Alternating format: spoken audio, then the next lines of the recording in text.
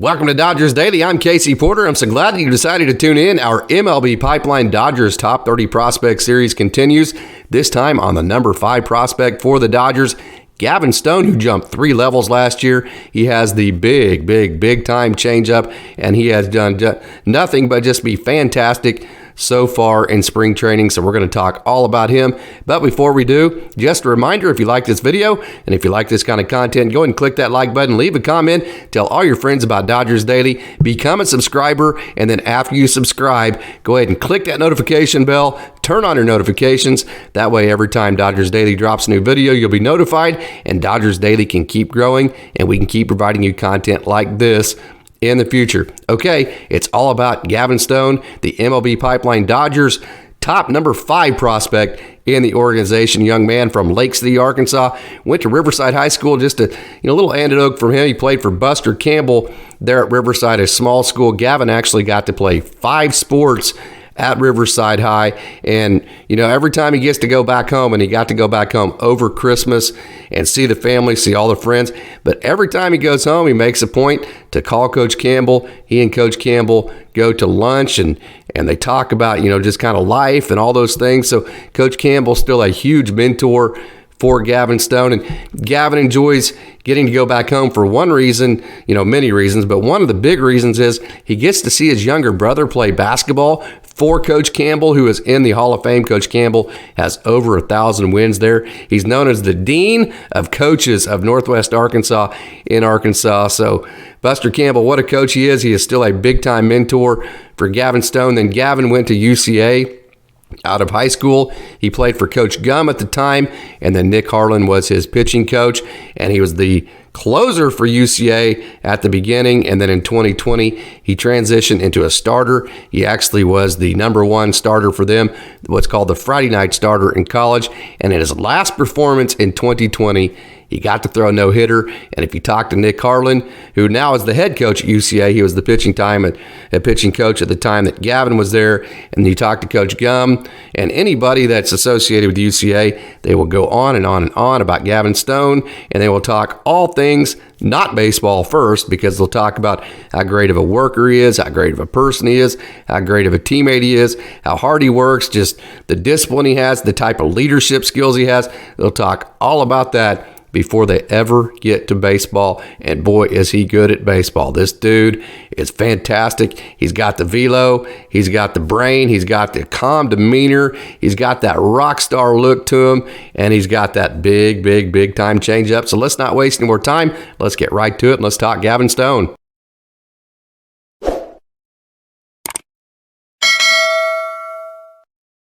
This is the season that, a lot of people think that, well, boy, he came out of nowhere last year. No, he did not, okay? And Austin will be the first one to tell you that at the end of this season, 2021, this is the 2021 season, that pitch right there, the changeup, this is really where he mastered that pitch.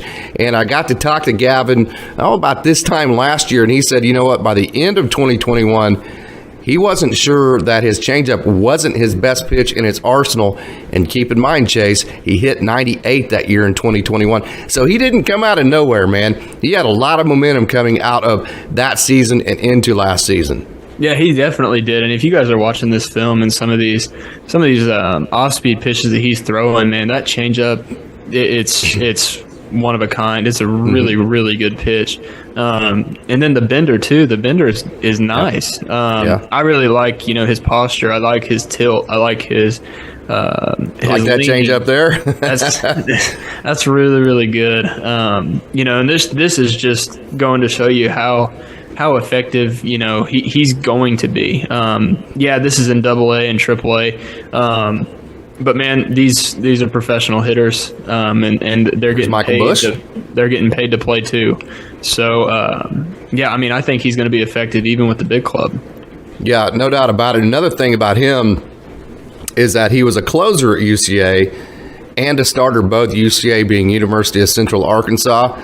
Yeah, and speaking from a pitcher's perspective, it's hard to change roles, especially in the middle of the year. Coming out of the bullpen is a completely different mindset than a starter. The way you pitch is different. Your mentality is different. Really, your total approach to the game is is not even close to the same. You know, as a starter, you're taught to pace yourself. You're taught to, you know, hold on to your best stuff until you got to use it. Only burn it in there when you have to. And then when you're a reliever and especially a closer, man, it's a 100% of the time. Having that experience in both roles is going to be huge. Yeah, kind of to add to my point, Austin was talking about this. Austin Brubaker gets to go to a lot of Great Lakes games. He got to see Gavin Stone quite a bit at the end of 2021. He got to see him at West Michigan, and he noticed that wicked movement on the changeup there in West Michigan in 2021. He was different than a lot of other pitchers, Austin says, and you could sense the excitement for him around the team. No doubt about that. Roy Estrada, is Gavin mentally and physically ready for the big leagues? I will say this, he is one absolutely cool customer. He does not let anything bother him. I mean, sometimes, you know, like his teammates will tease him like, hey, do you even have a heartbeat? I mean, it's like he is just so chill. It's like absolutely nothing bothers him. He threw the no-hitter at UCA. He was also a closer. He is absolutely made for clutch moments. Of course, you never quite know until they hit the major leagues exactly how they handle the 55,000 people in the stands and all the scrutiny and all that. But I can tell you, of any young prospect that I have seen from a mental perspective, I think Austin would agree with this. He is as mentally prepared and mentally ready as anybody that I have seen. The dude just knows how to pitch. So to answer Roy's question, no doubt about it, he is as ready as he possibly can be mentally and physically. And which veteran pitcher does he turn to for mentoring? Roy Estrada asked that. I think if you look at his mentality, of course, he's right-handed, not left-handed, but if you just look at the way that he stays calm, the way that he stays under control, I think his mannerisms are going to remind you very much so of Clayton Kershaw. I was about to say the exact same thing. You know, the way that they approach the game, the way that they pitch is so similar. You know, and yeah, one's right-handed, one's left-handed, but just that cool kind of calmness and, you know, just overall like kind of quiet, soft-spoken kind of guy. You know, that just goes out there and does his job is exactly what Kershaw's done, and that's why he's made his living, and that's why he's been so successful. No doubt. He knows how to handle failure, and you know, that's a huge part of pitching. You know, there's a lot of times where you are going to fail because pitching is really, really, really hard. Yeah, I think you know, of all the talent, and, you know, he's, believe it or not, he was the Dodgers minor league pitcher of the year, so it's hard to say that he's flown under the radar, but for somebody who has had those accolades, he kind of has flown under the radar, because you have Bobby Miller, who's hitting 102, you know, and then you had Ryan Pepio and Michael Grove make their major league debuts this past season. So although Gavin Stone actually was the best pitcher in the entire organization last year, it just kind of seems like he was a little bit under the radar in terms of the exposure of it, and that's just fine for him. He came from Lake City, Arkansas, which is a smaller town, and I know you know Coach Harlan there at UCA, Chase, and I know you love recruiting your players to UCA because Coach Harlan's such a wonderful pitching coach, and I know he just does a great job there. And when you ask Coach Harlan about Gavin Stone, you know, the first 5 minutes he talks about Gavin will be absolutely nothing about pitching. He's going to talk about the type of teammate he is, how the players, you mentioned this a lot, Chase, how the players behind him want to play behind Gavin Stone. Yeah, and then, you know, when it's easier to pitch when you feel like you have guys behind you. So that definitely leads to his success as well. And, you know, him being liked in the locker room and in the clubhouse makes him that much more comfortable. Yeah, and he is unquestionably a leader when he is on the field, off the field. He is a guy that, you know, there's different ways to lead. Some guys like to rah-rah. Some guys like to get in your face. Some guys like to get you pumped up. Other guys lead by example. He is that guy that leads by example. Absolutely. You know, and that goes back to his kind of quiet personality, his soft-spoken personality. You know, one thing that I can say with my encounters with Coach Harlan up down there in Central Arkansas, you know, is he likes to recruit the guys that are just like Gavin Stone. You know, guys that, you know, have a respect for the game, have a, just have that right mentality. Okay, so Austin Brubaker, this is getting to my next comment, had a chance to sit directly behind home plate while Gavin was pitching this year. He said the movement he gets on all of his pitches, not just his changeup, all of his pitches is insane. He has that kind of, there's two ways to create ride with your fastball. You can hit the top of the zone and give it that rising effect, and you can also hit the bottom of the zone with it and carry it, because when you throw it to the bottom of the zone, it looks like the hitter is going to continue to tumble out of the zone.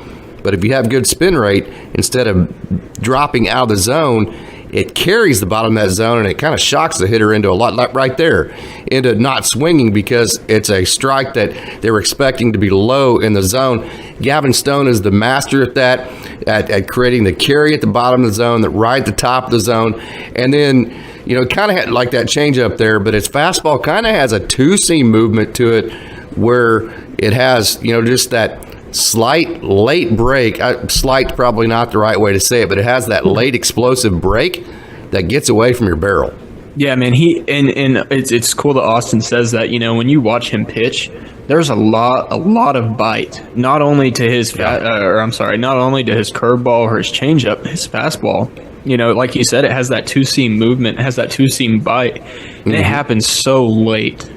So late. So that's hard for hitters to make adjustments to.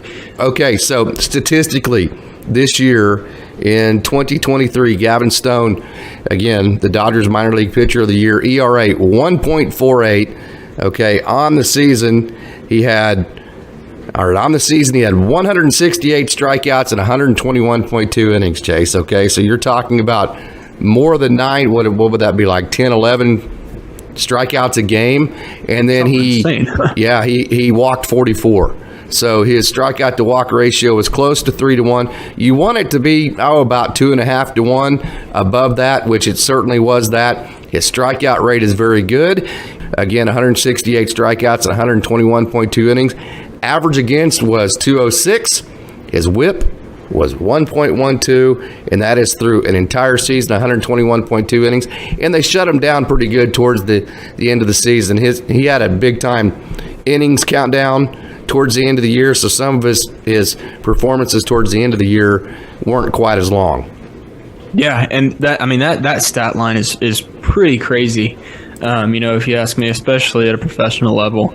Like I said, it just goes to show you what kind of pitcher he is, man. He's a high quality guy. So much anymore, they're teaching pitchers to use that spin rate at the top of the zone to get that ride effect, because you have that slight lift in these swings nowadays, and it gets right above that swing at the top of the zone.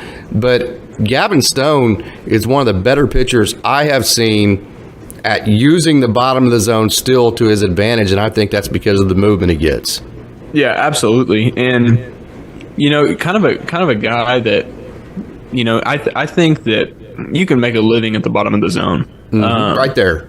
Yeah, you have right there, bottom of the zone, right there. I think it's easier to tunnel, off the bottom of the zone too. It makes pitches so much harder to hit. There, you just saw a fastball changeup tunnel to the bottom of the zone, right there, and then the slider. There is your fastball, slider, changeup tunnel, all to the bottom of the zone. Exactly what you're saying. I didn't mean to interrupt you there, but I wanted to point that out. No, you're good. And if you guys don't know what we mean by the tunneling effect, it's you start the fastball middle. And then you start your slider middle, and it ends up outside, or you start the changeup, it ends up down and in.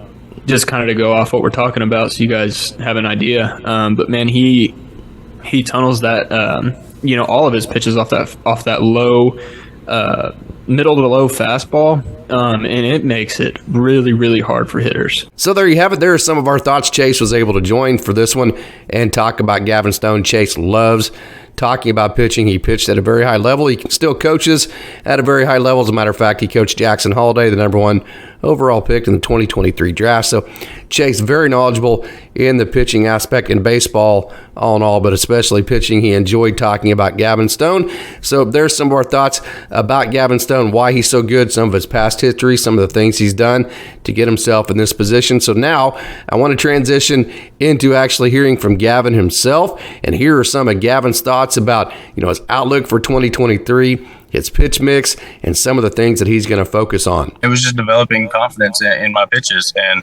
and developing confidence in the slider once I got, to AAA.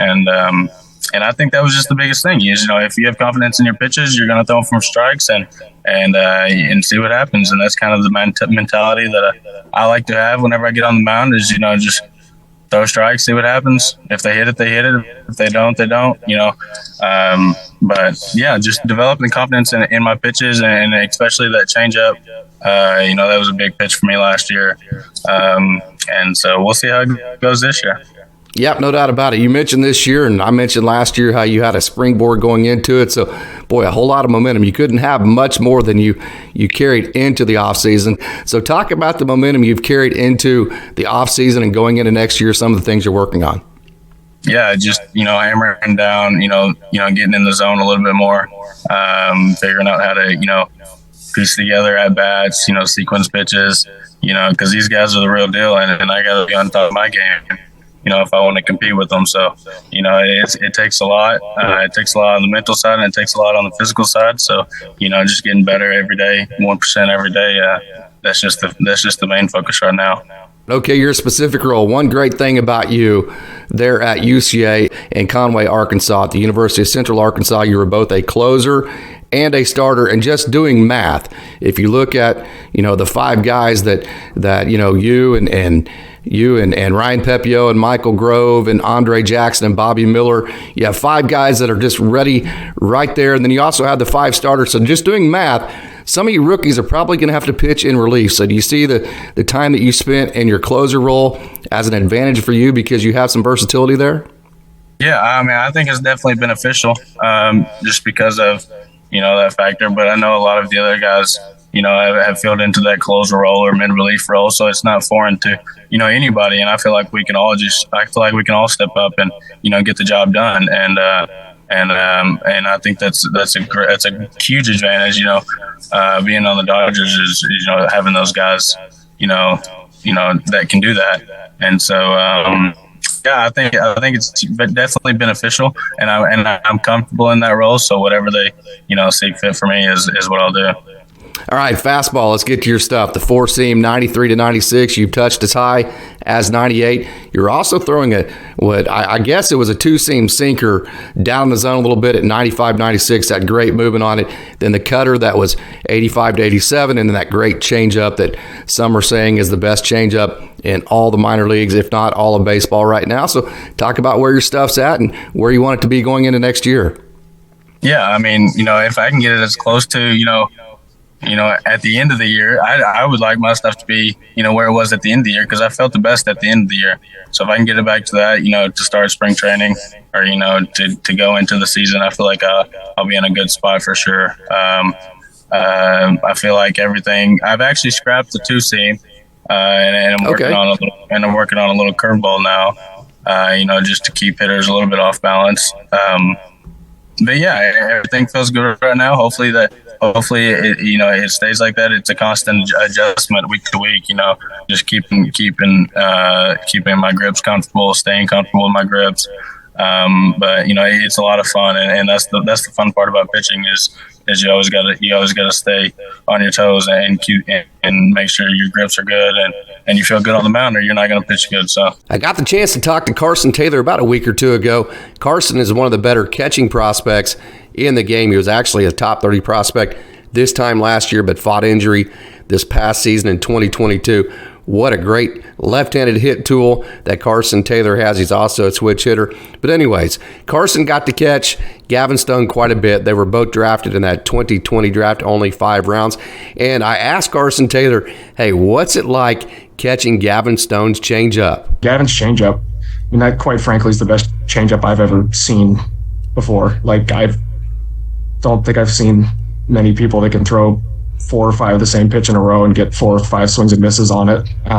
But just the feel he has for that, and how consistent he is with that. That's that one kind of get out of jail free card for him. So I wanted to include that clip from Carson Taylor because anytime you have a high level catcher like Carson, who's caught, the Drillers last year, they had the highest average velocity of any team and of any pitching staff in all of professional baseball last year, 94.4. He caught all the guys. He caught Bobby Miller. He caught Landon Knack. He caught Michael Grove.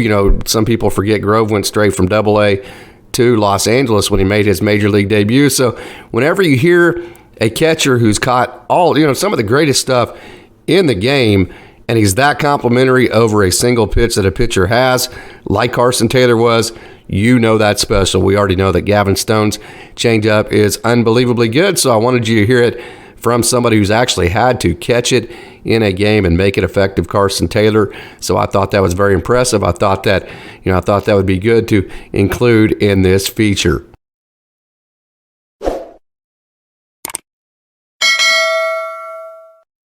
So there you have it. There is our prospect feature on the Dodgers' number 5 prospect, Gavin Stone. Boy, he has just absolutely ascended through the ranks. He jumped 3 levels last year. He started in Great Lakes and made it all the way up to AAA, and he has done nothing but be fantastic so far in spring training. And can you imagine, as well as Gavin Stone, of course, he just got sent down to minor league camp the other day. Can you imagine being the guy trying to explain to Gavin Stone why he's not even on the 40-man roster yet? Can you imagine being the guy having to try to explain to Gavin Stone why he's not on the 40-man roster, if not the 26-man roster? Of course, Gavin Stone, being from Lake City, Arkansas, went to Riverside High School, a small school. He actually played 5 sports, bowling being one of them. Then he was a really, really, really good basketball player. He's still very close with his basketball coach, Buster Campbell, back there at Lake City, Riverside High School. Buster's actually coaching his younger brother right now, and Gavin Stone got to go back over the Christmas break. He thought that was really cool to get to see his brother play for his former coach, Buster Campbell. And anytime that Gavin makes it back to Arkansas, he always makes a point to go out to lunch with Coach Campbell, who is in the Arkansas Hall of Fame. So, being from that small town, Gavin understands all those values. So Gavin Stone, what a wonderful young prospect he is, and he continues to climb the ranks. So my point here is, he's going to take whatever the team gives him, and he's going to smile with it. He did that at UCA. He did whatever role they needed him to do. As you saw, he was both the closer and the Friday night starter. He threw the no-hitter. So whatever the organization tells Gavin Stone to do, that's what he's going to do to the best of his ability. He's going to be a great teammate doing it. One of the best teammates, like I said, Coach Harlan, Coach Gum, who was his head coach at UCA, whenever he was there, if you ask them about Gavin Stone, they'll go on just several minutes before they ever talk about baseball about how great of a person he is. So, whatever the organization decides for Gavin Stone, he will do it wholeheartedly. He'll have a smile on his face with it. He'll have a great attitude with it, and he will do it to the best of his ability, which is at an elite level. So, hey, I hope you enjoyed our feature on Gavin Stone as part of the MLB Pipeline Dodgers Top 30 Prospects series, and I hope that you tune into all of the features in the future we're going to do on all the 30 prospects. And just a reminder, fans, if you like this video and if you like this kind of content, go ahead and click that like button, leave a comment, tell all your friends about Dodgers Daily, and subscribe. And then after you subscribe, click that notification bell, turn on your notifications. That way, every time Dodgers Daily drops a new video, you will be notified, and Dodgers Daily can keep growing, and we can keep providing you content like this in the future. As always, thanks for tuning in, fans, and go Dodgers.